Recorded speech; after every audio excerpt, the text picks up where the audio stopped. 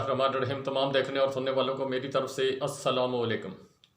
کل ڈونلڈ لو صاحب سینیٹرز کے روبرو پیش ہوئے اور اپنے دلائل دیے، سینیٹرز نے ان پر سوال کیے۔ بریٹ شرمن جو ہے انہوں نے کچھ سوالات بڑے اہم اٹھائے، اسی طرح کچھ اور سینیٹر تھے جو کانگریس پارٹی کے تھے، ڈیموکریٹک جتنے بھی تھے، انہوں نے ڈونلڈ لو کو بچانے کی سوالوں سے کوشش کی اور وقت جو ہے وہ ضائع کرنے کی کوشش کی، ادھر ادھر کے سوال کرتے رہے۔ لیکن اس ویڈیو میں جو پاکستان سے متعلقہ جو سوالات تھے ان میں سے 3 اہم سوال تھے۔ ایک پاکستان کے سابق وزیر اعظم عمران خان صاحب، جن کے متعلق وہ ایک خط کے جس کو سائفر بولتے ہیں اس کے متعلق کچھ چند چیزیں تھیں، اور دوسرا پاکستان کے خطے کی ارد گرد کے حالات جس میں ایران اور افغانستان خصوصاً شامل تھے، الیکشن کے اوپر جو سوال اٹھائے گئے اور اس کا کیا جواب دیا گیا، یہ ساری چیزیں 1 گھنٹہ 25 منٹ کا سیشن جو ہوا سینیٹرز بمقابلہ ڈونلڈ لو۔ پاکستان تحریک انصاف ہے، اس کی کور کمیٹی نے اس کے اوپر پریس کانفرنس کی۔ پریس کانفرنس کرنے کے بعد اپنے چند سوالات اٹھائے۔ بابر اعوان صاحب نے چند اہم سوالات آج پریس کانفرنس میں اٹھائے۔ برسٹر گوہر نے، نعیم پنجوتا نے، رؤوف حسن نے، اور اس کے علاوہ خالد خورشید خان جو وزیر اعلیٰ تھے گلگت بلتستان کے، انہوں نے میڈیا سے بات چیت کرتے ہوئے چند اہم سوال اٹھائے۔ آج پوری دنیا کے اندر پرنٹ میڈیا کے اندر اور سوشل میڈیا کے اندر عمران خان قیدی نمبر 804 ڈسکس ہوا۔ ڈونلڈ لو صاحب نے کیا کیا، کیا نہیں کیا، کس کے پاؤں پر کلہاڑا مارا، اپنے پاؤں پر کیا کلہاڑا مارا۔ اگر اب پاکستان تحریک انصاف اس کو کورٹ آف انٹرنیشنل جسٹس جو ہے اس کے اندر لے جاتی ہے تو ڈونلڈ لو صاحب کو لینے کے دینے پڑیں گے۔ اور اس کے علاوہ جو کردار اور بھی ہیں جن کے متعلق میں پاکستان کے اندر تو نہیں بات کر سکتا، لیکن رؤوف حسن صاحب اور خالد خورشید صاحب اور اس کے علاوہ نعیم پنجوتا صاحب نے جو دبنگ انداز سے بیان کیا ہے۔ ڈونلڈ لو صاحب سے سوال کیا تھا بریٹ شرمن نے، جو ڈونلڈ لو صاحب تھے ان کے پاس کوئی جواب نہیں تھا۔ ڈونلڈ لو صاحب جیسے کوئی بچہ کلاس کے اندر فیل ہو جائے تو بری شکل بنا کر کہتا ہے اماں میں فیل ہو گیا، اسی طرح کی پوزیشن جو ہے وہ ڈونلڈ لو کی تھی جس وقت وہ ہائے کے سینیٹر جو ہے انہوں نے سوال کیا اور سخت ترین سوالات جو سائفر کے متعلق کیے، پاکستان کے اندر جو یہ ادلا بدلا ہوا، جو عدم اعتماد آئی، اس کے متعلق سوال کیے۔ ڈونلڈ لو صاحب نے اس کے اوپر انکار کیا کہ میں نے کوئی کانسپریسی نہیں کی، میں نے کوئی ایسا کام نہیں کیا جس کی وجہ سے پاکستان کو نقصان ہو۔ اب سوال پیدا ہوتا ہے کہ اگر ڈونلڈ لو صاحب سچے ہیں تو پھر عمران خان صاحب کو کس جرم کی سزا دی جا رہی ہے؟ اسد مجید صاحب جنہوں نے نیشنل سیکورٹی کمیٹی کے پہلا اجلاس جس کے اندر عمران خان صاحب جو پرائم منسٹر تھے، 7 وزراء تھے جس میں شیخ رشید بھی شامل تھے، دیگر شیری مزاری، اسد عمر، شاہ محمود قریشی صاحب وہ شامل تھے، اور جو فارن آفس کے پاس سے شاہ محمود قریشی صاحب نے جو لیٹر منگوایا تھا وہ کیا تھا، جو عمران خان صاحب نے 12 صحافیوں کو بلا کر جو انہوں نے بریفنگ دی تھی وہ کیا تھی، جو 27 تاریخ کو عمران خان صاحب نے 12-13 لاکھ آدمیوں کو ایک جلسے کے اندر اسلام آباد کے اندر جو ایک کاغذ لہرا کر بتایا تھا وہ کیا تھا۔ اور اس کے علاوہ اگر انہی چیزوں کو دیکھا جائے تو جب شروع میں آپ کو یاد ہوگا کہ پی ڈی ایم کی جو سرکار تھی، یعنی جو اس وقت تو اب نہیں بنی تھی، لیکن یہ جو لوگ تھے اس میں کچھ صحافی حضرات تھے، بڑے بڑے نام جو صحافیوں کے، وہ کہتے تھے خط آیا ہی نہیں جی۔ خط کیا ہوتا ہے؟ مریم نواز صاحبہ جو ہیں محترمہ ہماری وزیر اعلیٰ صاحبہ، انہوں نے کہا تھا کہ اس طرح کے خط تو روز ہی آتے رہتے ہیں، اور شہباز شریف صاحب نے اسٹیٹمنٹ جو قومی اسمبلی کے اندر دی تھی کہ اگر عمران خان صاحب غلط ہوئے تو میں اس سائفر کیس کے اندر عمران خان صاحب کو مکمل طور پر سپورٹ کرتا ہوا نظر آؤں گا۔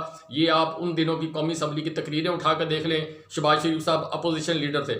اب سوال پیدا ہوتا ہے، بات لمبی ہو جائے گی، سوال یہاں تک آیا جو کل ڈونلڈ لو صاحب نے کہا اسی چیز کو یہ پہلے جو دن تھے ان کے اندر یہ ٹو کرتے ہوئے نظر آ رہے تھے، یعنی ایک بیانیہ تھا جو چلتا آ رہا تھا اور اس بیانیے کے اوپر ہی یہ سٹیٹمنٹ دیتے ہوئے نظر آ رہے تھے۔ اب اس کے بعد پھر اچانک ان کو خیال آیا کہ عمران خان صاحب تو کسی چکر کے اندر پھنس نہیں رہے، عوام پیچھے ہٹ نہیں رہی، تو پھر ایک شور اٹھا کہ سائفر گم ہو گیا، سائفر کی کاپی گم ہو گئی۔ وہ سائفر کی کاپی جس کے متعلق عمران خان صاحب نے کہا کہ میں ہر دفتر کا کاغذ تو نہیں سنبھال سکتا تھا ایز اے پرائم منسٹر، میرے ملٹری سیکرٹری صاحب جانے یا اعظم خان صاحب جانے، یہ ان کی ذمہ داری تھی۔ پھر اعظم خان صاحب اغوا ہوئے، اغوا ہونے کے بعد ان کی جو فیملی ہے اس نے FIR درج کروائی. پھر وہ آ گئے چلا کاٹ کر کہنے لگے میں تو سیر پر گیا ہوا تھا. اس کے بعد انہوں نے 164 کا بیان دیا. پھر جو کچھ عدالتی کارروائیاں ہوئیں، میں مختصر اس لیے بیان کر رہا ہوں کہ بات پھر لمبی ہو جائے گی. جو کچھ ہوا، جس طریقے سے سزا ہوئی اور عمران خان صاحب کو اور شاہ محمود قریشی صاحب کو سیکرٹ ایکٹ کے تحت سزا دے دی گئی ہے. جس طریقے سے یہ ٹرائل چلا وہ بھی آپ کے سامنے ہے. جس طرح عمران خان صاحب کا حق دفاع اور عمران خان صاحب کے وکلا کا حق دفاع ختم کیا گیا. ایک دن کے اندر 18 جو گواہان تھے ان کے اوپر جرح ہوئی. سرکاری وکیل آئے اور جو عمران خان صاحب کے وکیل تھے ان کو ہٹا دیا گیا. اب یہ کیس جو اس وقت آپ کو پتا ہے کہ اسلام آباد ہائی کورٹ کے اندر جناب چیف جسٹس اسلام آباد ہائی کورٹ عامر فاروق صاحب اور جسٹس میاں گل حسن اورنگزیب صاحب کے سامنے لگا ہوا ہے، جس کے اوپر جو جسٹس میاں گل حسن اورنگزیب صاحب ہیں وہ حیران بھی ہیں، پریشان بھی ہیں اور سوال بھی کرتے ہوئے نظر آ رہے ہیں کہ یہ کیا تھا، کیوں تھا، کس طرح تھا. اسی طرح جو معزز سپریم کورٹ ہے ان کے 3 رکنی بینچ نے جس وقت عمران خان صاحب کو معصوم کہا تھا اس وقت انہوں نے عمران خان صاحب کی بیل جو ہے وہ اسی سائفر کیس کے اندر منظور کی. جو ڈونلڈ لو صاحب ہیں انہوں نے جو کہا کہ میں نے کچھ نہیں کیا، اگر وہ مکر رہے ہیں تو پھر سوال پیدا ہوتا ہے کہ یہ کیس کس سلسلے کے اندر بنایا گیا. اور اسد مجید صاحب جو دونوں سیکیورٹی کمیٹی کے اجلاسوں کے اندر شامل تھے، پہلے کے اندر آئے، پہلے کے اندر انہوں نے کہا، پھر جو میرے سابقہ DGI SPR major general Babar Iftikhar صاحب تھے انہوں نے جو پریس کانفرنس کی تھی اس میں انہوں نے جب عمران خان صاحب کا دور حکومت تھا انہوں نے کہا تھا کہ کانسپریسی نہیں ہوئی، انٹرفیرنس ہوئی ہے. اسی طرح جو کانسپریسی بنائی تھی ڈونلڈ لو صاحب کی حکومت نے یا جو بائیڈن صاحب کی حکومت نے یا ڈونلڈ لو صاحب نے کسی کے کہنے کے اوپر یہ سارا کام کیا، وہ کانسپریسی امریکہ کے اندر تیار ہوئی تھی. اس میں پاکستان کے کردار کتنے شامل تھے، وہ کانسپریسی میں شامل تھے، لیکن وہ ایام اس وقت ہوئے جب منڈیاں لگنی شروع ہوئی، جب پاکستان کے اندر توڑ پھوڑ شروع ہوئی، جب یہاں پر امریکن ایمبیسڈر جو ہیں وہ ایکٹیو ہوئے، جب یہاں پر برطانوی ہائی کمشنر وہ ایکٹیو ہوئیں اور جو عمران خان صاحب کی اپوزیشن تھی اس کے ساتھ ملاقات کرنی شروع کر دی. بہرحال کہ یہ کانسپریسی یا 2 دفعہ ہوئی اور اس کے اوپر میجر جنرل بابر افتخار صاحب نے دونوں دفعہ جب نیشنل سیکورٹی کمیٹی کا اجلاس ہوا انہوں نے کہا کہ کانسپریسی نہیں ہوئی، انٹرفیرنس ہوئی ہے، جس کے اوپر ڈیمارچ دیا گیا. جب دوسری دفعہ اسد مجید صاحب کو بلایا گیا تھا اس وقت یہ کہا گیا تھا کہ آپ مکر جائیں اس بیان سے. یہ آپ کو یاد ہوگا، یہ پرنٹ میڈیا پر، الیکٹرانک میڈیا پر اسد مجید صاحب کے متعلق سے یہ خبریں موجود ہیں. پھر اسد مجید صاحب ڈٹ گئے، انہوں نے کہا کہ میں جو پہلے سٹیٹمنٹ دی ہے وہی میں سٹیٹمنٹ دوں گا. پھر اسی طرح کچھ آوازیں آتی رہیں کہ نیشنل سیکورٹی کمیٹی جو ہے اس کو بھی انہوں نے یعنی منت سماجت کرنے کی کوشش کی کہ آپ تھوڑا سا بیانیہ بدل دیں، لیکن نیشنل سیکورٹی کمیٹی نے بھی اس کے متعلق یہی کہا کہ جو ہم نے پہلے جو سٹیٹمنٹ جاری کی تھی یا جو اس کا ہم نے اعلامیہ جاری کیا تھا وہی اعلامیہ اب بھی جاری کریں گے. اور انہوں نے اسی طریقے سے کہا کہ کانسپریسی نہیں ہوئی، انٹرفیرنس ہوئی. اس کے اوپر پھر مزید کارروائی چلتی رہی، پھر خاموشی ہوئی. خاموشی ہونے کے بعد پھر اچانک ایک دن جو سائفر ہے وہ پوری اسمبلی کے اندر لہرایا گیا اور تمام لوگوں کو دکھایا گیا. اس کے بعد پھر یہ کہانی شروع ہوئی کہ سائفر چوری ہو گیا. اسی دوران انٹرسیپٹ نے اس کے متعلق جو ہے وقت کے ساتھ 2-3 قسطوں کے اندر جو پورا سائفر تھا اس کو انہوں نے جو ہے وہ میڈیا کی زینت بنا دیا اور تمام حقائق جو ہے وہ انہوں نے بیان کر دیے. جو بھی سائفر کے اندر تھا یعنی ڈی کوڈ کر دیا یا جو جس طریقے سے بھی انہوں نے حاصل کیا، وہ جو اچھے لوگ ہوتے ہیں ان کا نام لیتے ہیں کہ وہیں سے کہیں سے آیا. یہ سارے کام ہوئے، لیکن جو سوال تھا وہ وہاں پر آ گیا کہ ڈونلڈ لو صاحب یا اس وقت غلط تھے یا کل جو انہوں نے سٹیٹمنٹ دی ہے وہ غلط تھی، یا اس وقت جو سائفر کے متعلق پاکستان کے اندر عمران خان صاحب جو سٹیٹمنٹ دے رہے تھے وہ غلط تھی، یا عمران خان صاحب آج غلط ثابت ہوتے ہوئے نظر آ رہے ہیں. وہ آپ خود اندازہ کر لیں کہ کل تسلیم کیا گیا، جو سینیٹر تھے انہوں نے سوال کیا، امریکہ کے اندر سوال ہوا، انٹرسیپٹ نے اس کے متعلق مکمل جو ہے پرنٹ آؤٹ جاری کیا. اور اس کے علاوہ اسد مجید صاحب یا دیگر لوگ جو ہیں موجود ہیں. جس طریقے سے معزز عدلیہ کے اندر بارہا دفعہ معزز جج صاحبان نے سوال کیا کہ وہ کاپی تو لے کے آئیں، یہ اس سے منحرف رہے.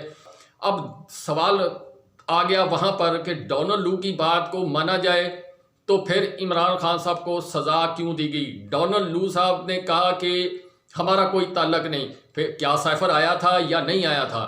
اگر آیا تھا تو پھر وہ جو سینیٹر تھے جن کے پاس تمام ایویڈنس موجود تھے انہوں نے سوال کیا، جس پر روتا ہوا منہ بنا کر ڈونلڈ لو صاحب جو ہیں ان کے پاس جو وہ جواب نہیں تھا، وہ ہر بات غلط طریقے سے وہاں پر کرتے ہوئے نظر آئے.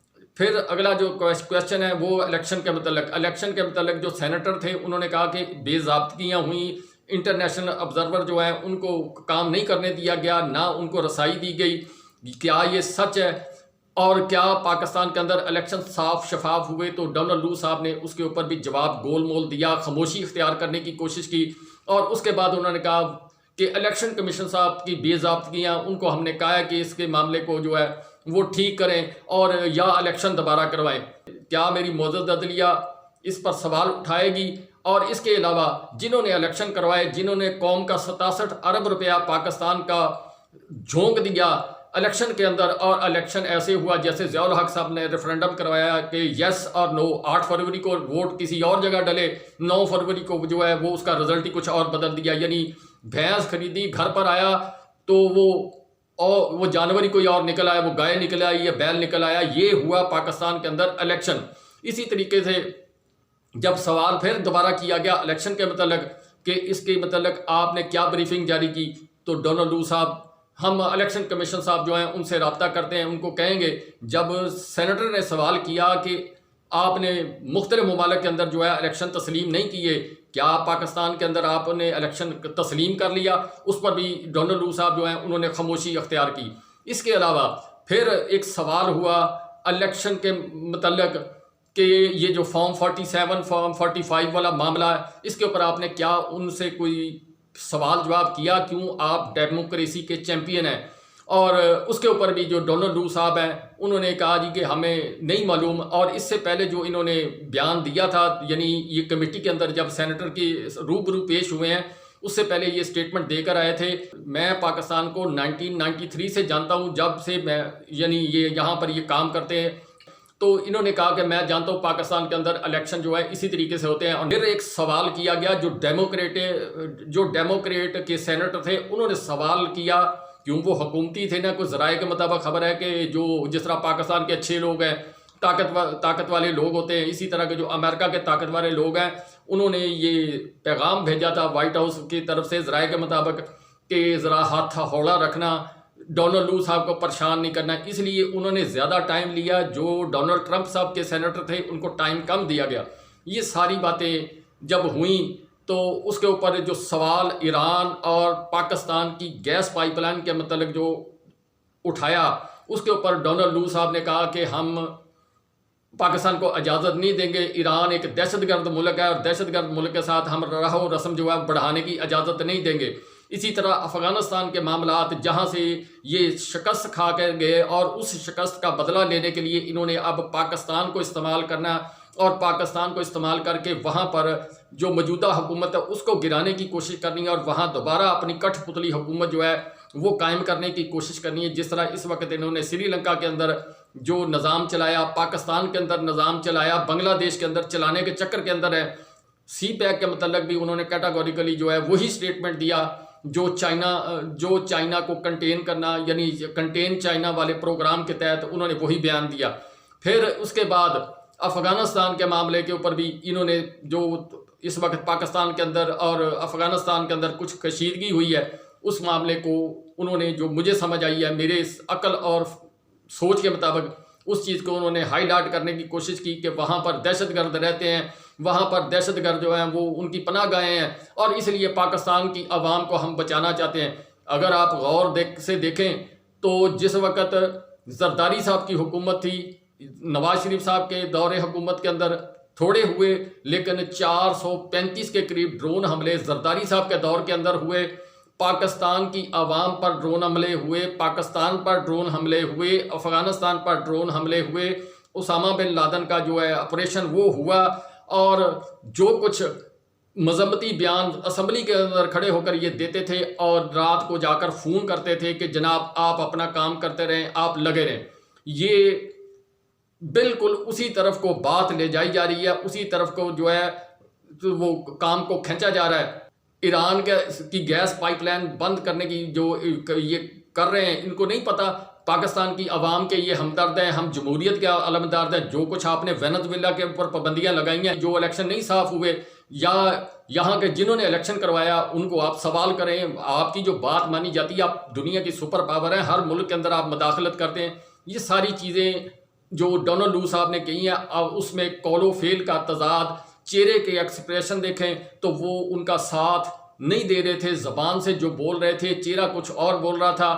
اگر وہ اس کو وہ مشین لگائی جاتی جھوٹ سچ پکڑنے والی، تو پھر ماشاءاللہ وہ پتہ لگ جاتا کہ ڈونلڈ لو صاحب نے کہاں کہاں غلط بیانی کی ہے، کس کس جگہ پر جو ہے پاکستان کے جو معاملات ہیں ان کو غلط طریقے سے پورٹریٹ کرنے کی کوشش کی. بہرحال کہ یہ 3-4 چیزیں، یہ اب سوال یہ پیدا ہوتا ہے کہ پاکستان کو کہا جاتا ہے کہ ہم پاکستان کے ہمدرد. پاکستان کی ہمدردی انہوں نے یہ کی کہ اس سارے جو پروسیس ہے اس کے دوران پاکستان، یہ جو 2 سال ہوئے ہیں، اس دوران جو پاکستان کو معاشی طور پر نقصان پہنچایا گیا، 130 ارب ڈالر کا نقصان پاکستان کو ہوا مختلف مدوں کی شکل کے اندر. پاکستان پر قرضہ کتنا ہے؟ تقریباً 130 ارب. یعنی جتنا پاکستان نے قرضہ IMF کا یا دوسرے ممالک کا دینا تھا، اتنا نقصان پاکستان کا کروا دیا گیا. یہ پاکستان سے ہمدردی کی گئی. حکومت پاکستان کے اندر تبدیل کر کے اس چھوڑیں آپ عمران خان کی حکومت تھی یا کسی اور کی حکومت تھی، کوئی بھی وزیر اعظم تھا اس کو گرایا گیا. اور آپ کو یاد ہوگا جو سٹیٹمنٹ عمران خان صاحب نے دی تھی کہ اگر آپ یہ رجیم چینج جو ہے اس کو کامیابی سے جو ہے اس کو ہمکنار کر دیں گے تو پھر آپ کے ساتھ محبت بھی ہوگی، آپ کے لیے سہولتیں بھی پیدا ہوں گی. پاکستان کے لیے سہولت یہ پیدا ہوئی کہ 130 ارب روپے کا نقصان کیا. پاکستان میں غربت بڑھ گئی، پاکستان کی انڈسٹری بند ہو گئی، پاکستان کے پاس خزانے کے اندر جو پیسے پڑے تھے وہ پیسے ختم ہو گئے. ہم کوڑی کوڑی کے محتاج، 1 ارب ڈالر کے محتاج ہو گئے. اور ہم بھیک مانگتے، کبھی IMF کے پاس، کبھی سعودی عرب کے پاس، کبھی چائنا کے پاس. یہ صورتحال ہماری پیدا ہو گئی ہے. یہ جو ڈونلڈ لو صاحب کہہ رہے ہیں کہ ہم پاکستان کے خیر خواہ ہیں، اور جو بائیڈن صاحب کی رجیم ہے وہ کہتی ہوئی کہ پاکستان کے اندر ہم محبت بھی چاہتے ہیں، عوام سے پیار بھی. آپ سے میں آپ کے بچوں کے جو منہ کا نوالا وہ میں چھینوں، آپ کو ماروں پیٹوں، اور اس کے بعد میں آپ سے کہوں میں آپ کا ہمدرد. پاکستانی قوم کے ساتھ یہ کام کیا جا رہا ہے، یعنی تھپڑ بھی مارا جا رہا ہے اور اس کے علاوہ دوسرے گال پہ پیار بھی کیا جا رہا ہے صرف زبان سے. یہ کام پاکستانی قوم کے ساتھ ہو رہا ہے. اگر بیسیکلی دیکھا جائے جس طریقے سے پاکستان کو تباہ و برباد اس دور کے اندر کیا گیا، گیس مہنگی، بجلی مہنگی، پاکستان میں کون سی چیز ہے جو نہیں مہنگی؟ اور ان مہنگائی کی وجہ سے پاکستان کی انڈسٹری جو ہے اب دنیا کے اندر کمپیٹ نہیں کر سکتی. یعنی پاکستان کے اندر ایک چیز اگر پہلے 100 روپے کی تیار ہوتی تھی، وہ یہ مہنگائی ہونے کی وجہ سے 300 روپے کی تیار ہو گئی. جب وہ مارکیٹ کے اندر آ رہی ہے وہ مارکیٹ کے اندر 700 روپے کی بک رہی ہے. اگر انٹرنیشنل لیول پر جائیں وہی چیز بھارت اور چائنا جو ہے وہ دے رہے ہیں 120-30 روپے کی، اور پاکستان جو ہے وہ اپنی چیز کو لے کر جا رہا ہے کہ میرے سے 250 یا 350 روپے کی لے لیں. کیا لوگ پاگل ہیں جو پاکستان کا پروڈکٹ خریدیں گے، یا پاکستان کا اسلحہ جو ہے وہ، یا پاکستان کا پروڈکٹ جو ہے فرانس کا، جرمنی کا ہے، مرسڈیز کار کی طرح ایک برانڈ ہے، یا اور جو چیزیں ہوتی ہیں ان کی وجہ سے خرید لیں گے؟ پاکستان تو بیچارہ اپنی روزی کی تلاش میں لگا ہوا، پاکستان کا صنعت کار ایک روزی کی تلاش میں لگا ہوا، پاکستان کا کسان ایک جو ہے وہ روزی کی تلاش کے اندر لگا ہوا. جب پاکستان کا جتنا سفید پوش طبقہ وہ اپنا جو ہے وہ کپڑوں سے تن ڈھانپ کر بیٹھا ہوا ہے اور اپنی ایک صرف جو ہے سفید پوشی کو برقرار رکھنے کے چکر میں لگا ہوا ہے. لیکن افسوس اگر نقصان دیکھا جائے 130 ارب روپے کا، اگر پاکستان کے حالات دیکھے جائیں، ایک جو نقصانات ہوئے، جو انڈسٹری بند ہو گئی، پاکستان کی دکان بند ہو گئی، پاکستان کے خزانے کے اندر جو پیسے پڑے ہوئے تھے، یہ نہ میں کہہ رہا ہوں، نہ عمران خان صاحب کہہ رہے ہیں، نہ کوئی اور کہہ رہا ہے، یہ جو ان کی حکومت تھی اسی حکومت نے جو اینول رپورٹ جو ہے وہ شائع کی تھی جب عمران خان صاحب کو اتارا گیا تھا، 16.5 ارب ڈالر پاکستان کے اندر موجود تھا، جو پاکستان کے اسٹیٹ بینک کے اندر موجود تھا. فارن ریمیٹنسز سے بیرون ملک سے پیسے آ رہے تھے. سکوپ بانڈ جو ہے وہ بک رہا تھا 130-120 سینٹ پر، اب کوئی 60 سینٹ میں لینے کے لیے تیار نہیں ہے. یہ سارے حالات تھے. بہرحال کہ اب اس کے اوپر یہ جو ہے کہانی چلے گی آگے.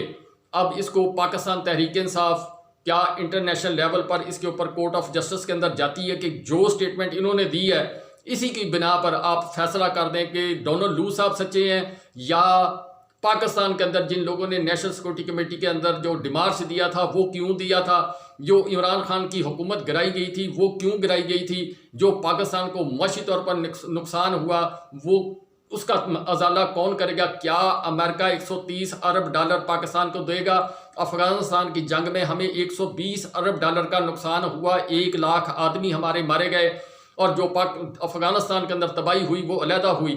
اب پھر وہی کھیل کھیلنے کی تیاری کی جا رہی ہے۔ کیا پاکستان اس چیز کا متحمل ہو سکتا ہے یا نہیں ہو سکتا؟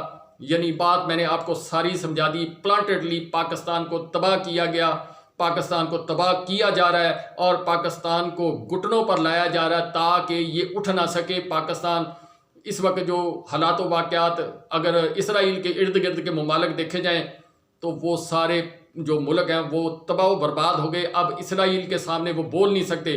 اسی طرح سے بھارت کو یہاں پر جو ہے پوجا جا رہا ہے، بھارت کو طاقتور کیا جا رہا ہے اور اس کے ارد گرد کے جو ممالک ہیں ان کو اس پوزیشن کے اندر لایا جا رہا ہے کہ وہ ملک جو ہیں بھارت کی بالادستی کے سامنے بول نہ سکیں۔